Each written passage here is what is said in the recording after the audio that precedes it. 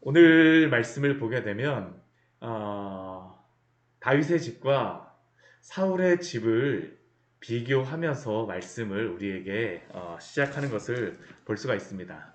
어제 말씀에 그 다윗의 그러한 군대와 또 이스라엘 군대, 이스보셋의 군대, 사울의 집의 군대가 전쟁을 시작하는 것을 보았었는데요. 그 이후에 어떤 일들이 일어나느냐라는 것을 오늘 그 3장 1절 말씀에 보면 한마디로 정리하고 있습니다. 사울의 집과 다윗의 집 사이에 전쟁이 오래매. 전쟁이 한 번만 있었던 것이 아니라 그 이후로 다 지속적으로 있었다라는 겁니다. 한 2년 정도의 그러한 시간 동안 지속적으로 전쟁이 있었는데, 근데 그 결과는 무엇이냐? 다윗은 점점 강하여져 가고 사울의 집은 점점 약하여져 갔다라고 말씀하고 있습니다. 어떻게 이것이 가능할까요? 다윗이 전쟁을 잘하여서가 아니라 사실은 하나님께서 그렇게 이루어 가신다라고 하는 그러한 것을 우리에게 말씀하고 있는 겁니다. 그런데 이 다윗이 점점 강하여져 가고 사울의 집은 점점 약하여져 가는데, 근데 이러한 하나님의 이러한 뜻이 분명히 있음에도 불구하고 이 안에서 이루어지는 그러한 일들을 보게 되면 인간 만사의 일들이 벌어지는 것들을 우리가 보게 됩니다. 저도 직장을 다니면서 그 직장 생활을 하다 보니까 제가 제 개인적으로 저는 소프트웨어 개발을 했었는데, 소프트웨어 개발을 하게 되면 회사 가고 퇴근할 때까지 사람을 볼 일이 별로 없습니다. 사람하고 같이 이야기할 일이 없습니다. 아침에 가갖고 컴퓨터 앞에 딱 앉기 시작하면 점심 먹을 때까지 계속 혼자서 프로그램 짜다가 그 점심 때 되면 식사할 때 이제 같이 일하던 사람하고 같이 식사하러 가고, 또 점심 먹고 와서 이제 또 계속 컴퓨터 앞에 앉아 있다 보니까 이러한 시간을 한 6년, 7년 이렇게 그 소프트웨어 개발만 그러한 일들을 했었는데, 근데 감사했던 거는 그 일 다음에 제가 바로 이제 신학을 한 게 아니라 이제 회사에서 어떻게 하다 보니까 이제 그 매니저급의 그러한 일들을 저한테 맡겨주어서 이제 그러한 일들을 하게 됐습니다. 이제 그때는 저 혼자서 컴퓨터하고만 일하는 게 아니라 대부분은 다 사람하고 이제 만나서 하는 겁니다. 사람하고 만나서 하는데, 그 사람하고 만나서 하는 일들을 보다 보니까 제가 느낀 게, 이게 그 보통 친구와의 그런 관계가 아니라 우리가 직장 생활해 보면 그렇지 않습니까? 이 여러 사람들과의 관계, 또 이 여러 조직과의 관계가 있다 보니까, 야, 이게 회사의 정치가 일어나는 게 보통이 아니구나. 제가 그냥 회사에서 일할 때에는 보이지 않았던 그러한 것들이 많은 이 조직 간의 그러한 문제, 사람 간에는 너무나도 좋은데 이 조직과 조직 간의 그러한 문제가 벌어지다 보니까 서로 이해관계도 다 다르고 원하는 것도 다 다르고, 그 가운데서 어떻게 해야 되나라고 제가 일하면서 그 기도도 하고 그랬었는데, 이 이스라엘에서 있었던 일들이 바로 그러한 것들을 우리에게 보여주고 있습니다. 정치력이 분명히 있다는 것이죠. 다윗의 집도 강건하여져 가는데, 다윗의 집이 강건하여져 가는 그러한 모습을 보게 되면 우리에게 무엇으로서 그것을 증명하고 있냐 하면, 이 헤브론의 다윗이 올라가지 않았습니까? 그곳에서 이제 유다 지파가 다윗을 왕으로 세웠는데, 이 왕으로 세우고 나서 다윗의 집이 강성하여져 갔다는 것을 무엇으로 증명하냐 하면 아들들을 많이 낳았다는 것으로서 증명하고 있습니다. 우리 2절에서부터 5절까지의 말씀을 보게 되면 몇 명의 아들들이 태어나게 됩니까? 6명의 아들이 이 헤브론에서 태어났다는 것을 우리에게 알려주고 있습니다. 맏아들 암논, 둘째 길르앗, 셋째 압살롬, 넷째 아도니아, 다섯째 스바디아, 여섯째 이드르암. 이 블레셋에게 쫓기고 여러 광야에서 있을 때에는 다윗이 자녀가 없었는데, 이 헤브론에 가니까 자녀들이 이렇게 많이 태어났어요. 이것은 안정되어 간다라는 것을 의미하죠. 그런데 이렇게 안정되면서 아내를 취하는데, 이 자녀가 6명이 태어나는데 어머니가 몇 명인지 여기서 또 보여주냐면 6명의 어머니가 이 아들들에게 있다는 것을 우리에게 보여주고 있습니다. 맏아들 암논의 어머니는 그 이스라엘 여인 아이노암이고요. 둘째 길르앗 같은 경우는 그 나발의 아내였던 아비가일. 이 두 사람이 그 다윗이 쫓길 때 얻었던 그러한 여인이었죠. 근데 이 셋째서부터는 이 헤브론에 올라오고 나서 얻은 여인들이었습니다. 그 여인들을 통해서 얻은 세 번째 아들이 누구냐면 압살롬입니다. 이 압살롬 같은 경우는 누구의 그러한 아들이라고 이야기를 하냐 하면 그슬왕 달메의 딸 마아가의 아들이라고 이야기합니다. 그슬왕 달메의 딸 마아가의 아들. 그러니까 압살롬 같은 경우는 이미 왕족이었던 여기 공주를 그 아내로 다윗이 얻었다라는 것을 알 수 있습니다. 다윗이 왕이 되고 나니까 그 다음에 이제 다른 나라의 공주를 아내로 삼을 수 있는 그러한 여건이 마련됐다는 겁니다. 그만큼 힘이 생겼다라는 것이죠. 생겼다는 겁니다. 그리고 이 그술이라고 하는 이 그술왕이라고 하는데 이 그술이 어디에 있었냐 하면 이 갈릴리 북동쪽 쪽에 그래서 오늘날 그 유적이 발굴된 그러한 지역을 가보게 되면 갈릴리 바로 앞쪽에 보면 나무가 울창하게 우거지고 좋은 그러한 장소가 있습니다. 거기에 그술왕이 있었다라고 그렇게 그술 왕국이 그쪽에 있었다라고 이야기를 하는데 아주 좋은 지역에 그러한 그 다스리는 그러한 왕의 공주를 얻은 것입니다. 근데 이렇게 다윗이 그 아내를 얻은 이유가 무엇일까요? 이 다윗이 지금 어디하고 지금 전쟁을 하고 있는 거냐면 결국에는 이 다윗은 유다는 이스라엘의 남쪽입니다. 그러니까 다윗이 이 북쪽에 있었던 갈릴리는 북쪽이니까 북쪽에 있었던 아내를 얻음으로 말미암아 공주의 아내를 얻음으로 말미암아 정치적으로 이 이스라엘 나머지 지파와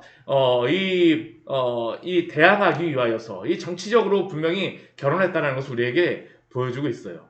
그리고 그 이후에 그 사람 여인들도 보게 되면 학기스의 아들 아도니와 그리고 아비달의 아들 스바랴 에글라의 아들 그 이드루암 하게 되면 어떠한 그 여인들인지는 정확히 나오지 않지만 그러나 우리가 알 수 있는 것은 그러한 결혼이 그냥 이루어지지는 않았다라는 것이죠. 다윗이 결혼을 하였던 그러한 이유 중에 하나가 여러 가지 정치적으로 다 안정된 그러한 것들을 만들기 위하여서 그가 결혼을 하였다라는 겁니다. 그런데 분명히 우리가 성경을 보게 되면 하나님께서 이스라엘의 왕이 되었을 때 무엇을 말씀하시냐면 우리 신명기 말씀을 보게 되면 그 왕이 되어졌을 때 반드시 지켜야 될 몇 가지의 것들을 말씀하십니다. 근데 그 중에 한 가지가 무엇이냐면 신명기 17장 17절 말씀에 보면 이러한 말씀이 있습니다. 우리 같이 한번 찾아보도록 할까요? 신명기 17장 17절의 말씀입니다.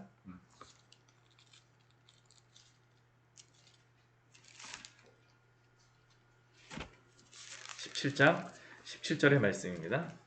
같이 읽도록 하겠습니다.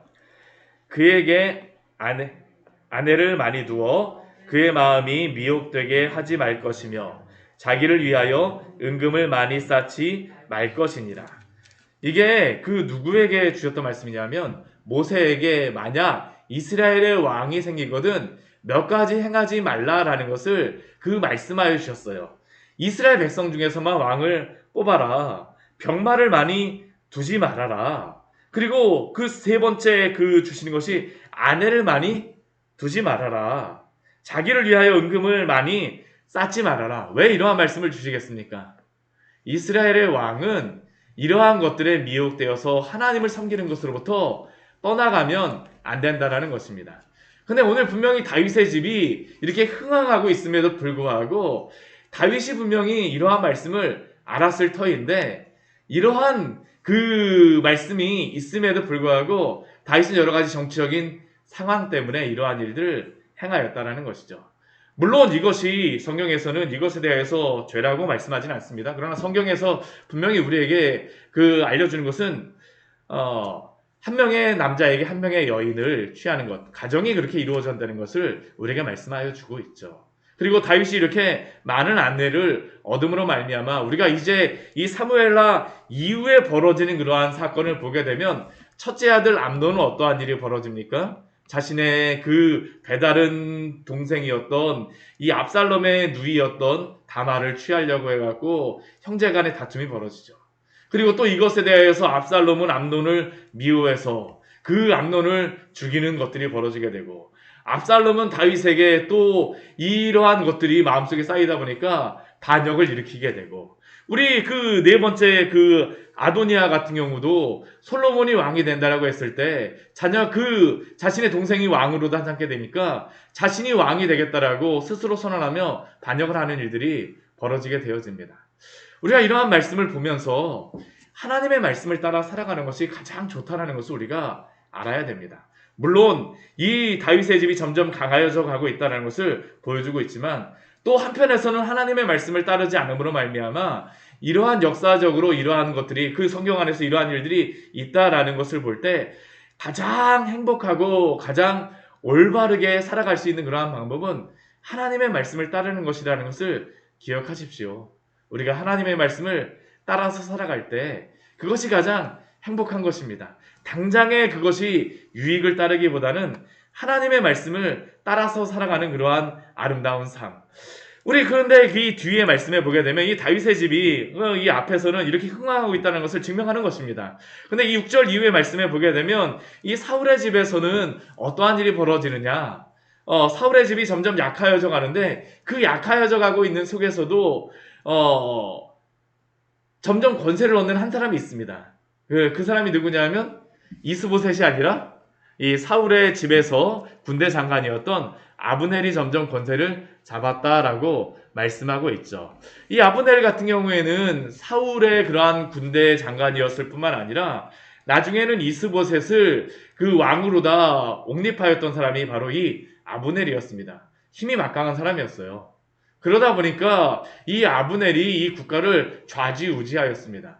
근데 그렇게 그 좌지우지하는 가운데에 이스보셋이 왕이 되어졌으니까 이 안에서 어떤 게 있었을까요? 이 알력이 있었다는 것을 우리가 알 수 있습니다. 나라가 하나가 되어야지 그나마 힘을 모을 수가 있는데 이스보셋 같은 경우는 아브넬이 굉장히 강력하다 보니까 견제를 하는 겁니다. 내가 왕인데. 근데 아브넬은 점점 사울의 집에서 강력하여져 가는 것이 보일 수밖에 없습니다. 그래서 어떠한 사건이 벌어지게 되냐 하면 사울의 첩이었던 리스바라고 하는 그러한 여인을 이 아브넬이 취하였다라는 그러한 소식을 이 이스보셋이 듣게 됩니다. 그러니까 이 이스보셋이 아브넬에게 이야기해요. 너가 어찌하여서 내 아버지의 첩과 통관하였느냐? 이것을 그냥 묵과하고 넘어갈 수 없는 이유가 무엇이냐 하면 이 압살롬 같은 경우도 다윗을 이어서 그 반역을 했을 때 가장 먼저 첫 번째 했던 것이 다윗의 그러한 첩들을 취하는 것이었습니다. 아버지의 첩이었음에도 불구하고. 왜 그러냐면 그 다음에 왕이 된다라고 하는 것은 그 이전의 왕의 그러한 모든 것들을 다 취한다라는 그런 의미고요. 거기에는 그 이전 왕의 첩들을 다 얻는다는 겁니다. 그래야 이 아브넬이 이 사울의 첩을 취하였다는 그 소식을 듣는 것은 무엇과 같은 거냐면 이 아브넬이 사실은 왕이다라는 것을 그 소식이 퍼지고 있다는 겁니다. 그러니까 이스보셋이 여기에 대해서 말할 수밖에 없었습니다. 근데 이것을 그 이스보셋이 아브넬에게 이야기하자 아브넬이 어떻게 하냐면 굉장히 마음에 분하게 여깁니다. 그래서 이 이스보셋에게 무엇이라고 얘기하냐면 내가 유다의 계머리냐. 참 이 왕 앞에서 이러한 이야기를 한다라는 것이 얼마나 강력한 힘이 있는 것을 알게 되죠. 근데 이 말씀만 보게 되면 사실은 아브넬이 이 리스바를 취한 것이 아닌 것처럼 보입니다. 제가 보기에는. 왜냐하면 이 유다의 계머리라고 하는 것은 내가 유다의 앞잡이로 싸우고 있는 것이냐? 라는 그런 의미인데 이 아브넬 같은 경우는 내가 리스바를 취하는 게 그 의미가 무엇인지 아는데 내가 유다의 앞잡이처럼 그 일을 행하겠느냐라고 질문을 하는 것이죠. 그러자 그 이스보셋이 이 아브넬에 대해 그 아브넬이 이렇게 강력하게 이야기하자 감히 두려워서 아무 말도 하지 못하였다라고 이야기하고 있습니다. 근데 문제는 무엇일까요? 아브넬이 이전까지는 유다의 계머리로서 그러한 역할을 하지 않았었는데 이 뒤에 말씀해 보게 되면 어떻습니까? 이제는 유다의 그러한 그 나라를 사실은 다윗에게 넘기는 것을 그가 하고 있는 것을 볼 수가 있죠. 우리 12절 말씀 보게 되면 아브넬이 그 전령을 다윗에게 보내게 됩니다. 보내면서 그 다윗과 함께 언약을 맺자라고 이야기를 하죠. 그러면서 그가 12절 말씀에 보면 무엇이라고 얘기하냐면 이 땅이 누구의 것이니까 라고 말합니다. 이 땅이 누구의 것이니까. 이 땅이 누구의 것이라고 지금 아브넬은 이야기하는 걸까요? 자기 거라는 겁니다. 이스라엘 그 11지파를 해갖고 세운 그 유다를 빼고 세운 그러한 나라는 자신이 사실은 왕과 같은 역할이라고 지금 이야기를 하고 있는 것이죠. 그리고 그 나라를 당신에게 넘기겠다라는 게 바로 아브넬이 행하고 있는 그러한 일입니다. 참 이 아브넬이라고 하는 사람이 정치적으로 이렇게 막 하다 보니까 이제 나라가 어떻게 될까요? 이제 사울의 집이 완전히 무너져가는 것을 우리에게 보여주고 있습니다. 그런데 그러한 상황 가운데 다윗이 이 아브넬에게 한 가지 요청을 합니다. 그게 뭐냐면 사울의 딸 미갈을 내게로 데려오라라고 이야기합니다. 이 다윗이 이렇게 많은 아내가 있음에도 불구하고 왜 사울의 딸 미갈을 다시 데려오라고 이야기를 할까요? 왜냐하면 다윗에게 첫 번째 아내는 사실은 이 사울의 딸 미갈이었기 때문이죠. 그뿐만 아니라 또 하나는 이 미갈 같은 경우는 사울의 딸이었기 때문에 자신이 사울의 사위로서 이 이스라엘 12지파를 그 정통성 있는 왕이다라는 것을 자신이 보여주고자 하는 것입니다. 보여주고자 하는 것이에요. 이게 바로 다윗이 사울의 딸 미갈을 데려오라라고 하는 그러한 이야기입니다. 그런 가운데 다윗이 이제 그 미갈을 아내로 얻는다라고 하자 이 이스라엘의 그러한 사람들이 이 미갈을 원래 그의 지금 현재 남편이었던 발디엘에게서 빼앗아서 다윗에게 보내는 말씀으로써 오늘 말씀을 마무리하고 있습니다. 우리가 이 말씀을 보면서 무엇을 알 수 있을까요? 이 사건 가운데 사울의 집과 다윗의 집 사이에 하나님이 이 점점 강하여져 가고 약하여져 가고 있는 것을 그러한 모습을 볼 수 있습니다. 또한 그 가운데에 인간의 그러한 정치적인 모습을 볼 수가 있죠. 그런데 이 정치적인 그러한 일들을 행하는 이유가 무엇입니까? 내가 빨리 무엇인가를 하겠다라는 게 바로 인간의 마음 아니겠습니까? 그런데 다윗의 집이 강하여져 가고 사울의 집이 약하여져 가는 그러한 이유는 무엇일까요? 다윗이 정치를 잘 발휘해서입니까? 아니면 아브넬과의 그러한 언약을 잘 맺고 아브넬이 다윗을 따라서입니까? 아닙니다. 하나님께서 다윗을 왕으로 세워가시기 때문입니다.